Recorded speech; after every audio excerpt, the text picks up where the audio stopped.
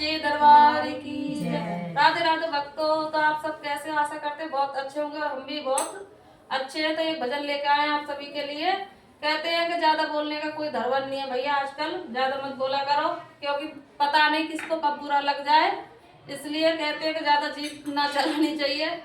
इसलिए देखो जीभ के ऊपर एक भजन लेके आए हैं, सुनना कैसा लगा कमेंट में जरूर बताना एक बार। वो सच्चे दरबार की जय।